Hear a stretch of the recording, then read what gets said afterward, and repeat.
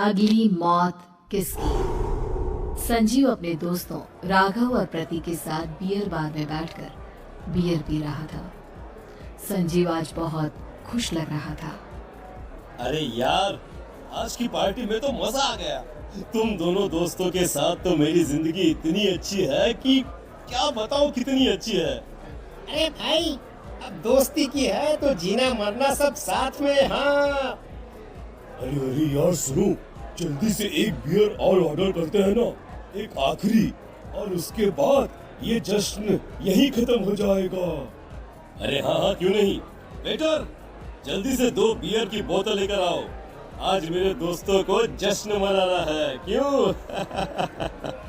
इतने में वहां पर एक बहुत सुंदर लड़की छोटे छोटे कपड़े पहनकर हाथ में बियर की बोतल लेकर उसके पास आती है। ये लीजिए, आपने बियर ऑर्डर की थी ना, मैं लेकर आ गई। क्या बात है यार, इस बार की वेटर तो बड़ी सुंदर है।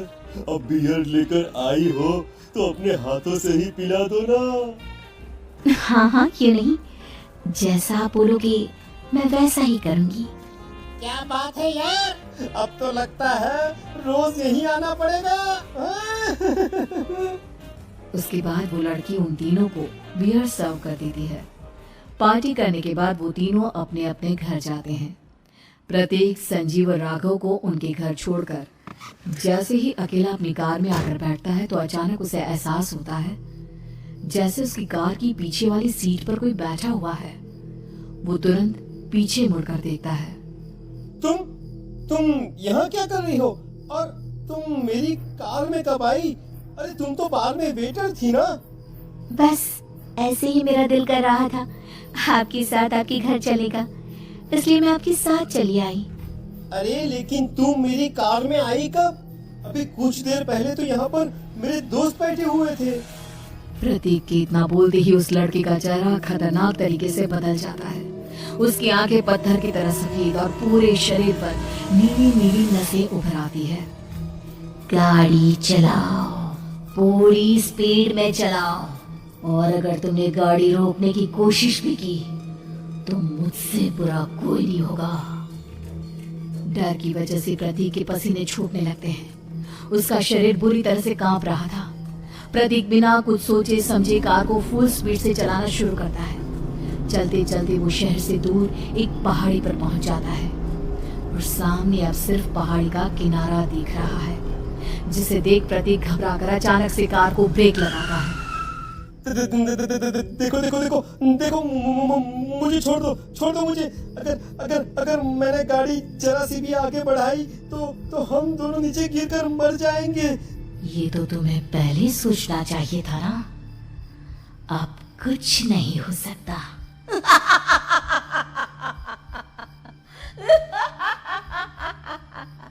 छोड़ दो मुझे। नहीं, प्लीज मुझे छोड़ दो। प्लीज मुझे जाने दो। छोड़ दो मुझे। गाड़ी आगे बढ़ाओ। और तभी अचानक से बिना प्रतीक के स्टार्ट किए उनकी कार आगे बढ़ती है और गहरी खाई में गिर जाती है। उसकी चीखने की आवाज चारों तरफ सुनाई देती है।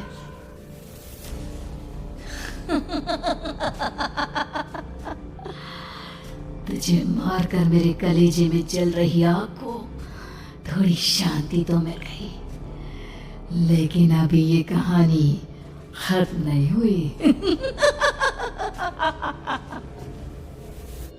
और फिर अगले दिन राघव और संजीव को पता चलता है कि प्रतीक की पहाड़ी से नीचे गिरकर मौत हो गई। अरे कल रात की तो बात है यार, हम सब बैठकर पार्टी कर रहे थे, लेकिन मेरी एक बात समझ में नहीं आ रही।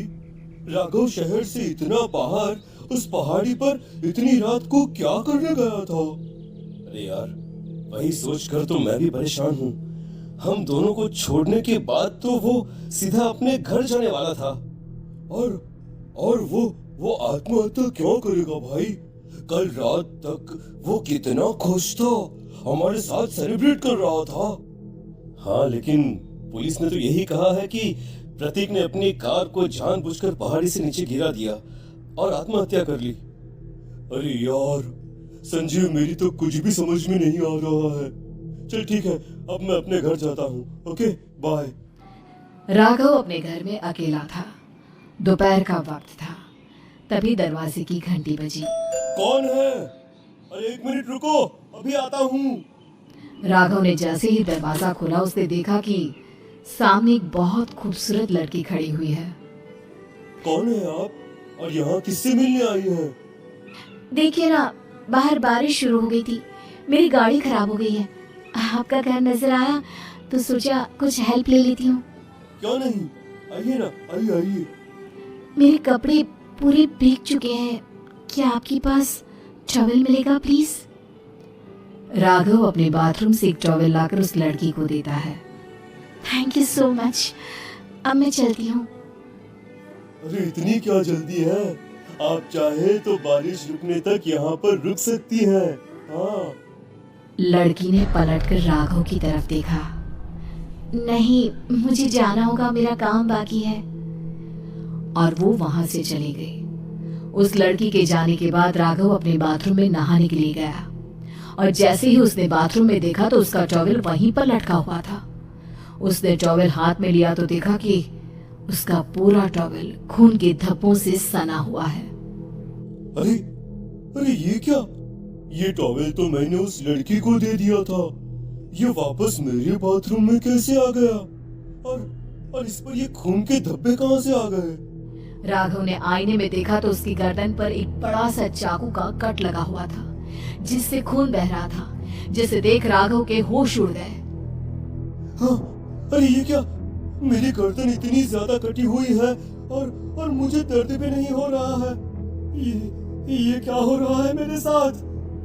राघव घबराकर बाथरूम से बाहर आया और अपना मोबाइल उठाकर उसने संजीव को फोन लगाया। संजीव जल्दी से मेरे पास आ जाओ। मुझे लगता है कुछ बहुत बड़ी गड़बड़ है, जल्दी आ जाओ। उधर से आवाज आई लेकिन वो आवाज संजीव की नहीं बल्कि एक लड़की की थी। कुछ अजीब नहीं हुआ है, बस तुम्हारी मौत तुमसे मिलने आई थी और तुम्हें मार कर चली गई। अब तुम इस दुनिया का हिस्सा नहीं हो राघव, इसलिए तुम्हें अपनी गर्दन के कटने का दर्द भी महसूस नहीं हो रहा। नहीं, ऐसा नहीं हो सकता, ऐसा नहीं हो सकता। कौन हो तुम? तुम्हारी मौत। अब संजीव के पास खबर पहुंचती है कि राघव ने अपने ही घर में चाकू से गर्दन काटकर आत्महत्या कर ली। ये सुनने के बाद संजीव के होश उड़ गए। वो पसीने से तरबतर हो गया और एक अनजाना डर अब उसके दिल को सताने लगा। संजीव के साथ ही उसका एक छोटा भाई राजीव भी रहा करता था। अपने भाई को इस तरह परेशान देखकर राजीव उसके पास आया। अरे भैया, क्या हुआ भैया? आप इतने घबराए हुए क्यों लग रहे हैं? प्रतीक और राघव की मौत, मेरा मतलब मेरी कुछ समझ में नहीं आ रहा भाई। अचानक से मेरे दोनों दोस्तों ने आत्महत्या क्यों कर ली? अरे वो तो मेरी भी समझ में नहीं आ रहा है भैया। हाँ, हो सकता है कि कोई परेशानी होगी और इसीलिए उन्होंने ऐसा किया होगा। हाँ, लेकिन दोनों की जिंदगी में एक साथ परेशानी और दोनों का इतनी खतरनाक तरीके से आत्महत्या करना, कहीं ऐसा तो नहीं मैं भी मर जाऊंगा? अरे आप ऐसी बातें क्यों कर रहे हैं भैया? वैसे ही मैं इतना परेशान हूँ। जब से अंजलि ने मेरा साथ छोड़ा है तब से सब कुछ बहुत अजीब सा हो गया है। रोज रात को डरावने सपने आते हैं। ऐसा लगता है जैसे अंजलि बार बार मेरे सपनों में आकर मुझे डराने की कोशिश करती है। अंजलि का नाम सुनते ही संजीव की आंखें फट गई और उसके गले में आवाज अटक गई। उसके चेहरे पर घबराहट साफ नजर आ रही थी। कौन थी वो लड़की जिसने प्रतीक और राघव को आत्महत्या की आड़ में मौत की घाट उतार दिया? और कौन थी अंजलि जो बार बार राजीव के सपनों में आकर उसे डरा रही थी? अंजलि का नाम सुनकर संजीव इतना घबरा क्यों गया? इन सवालों के जवाब जानने के लिए देखिए इस खतरनाक कहानी का अगला भाग।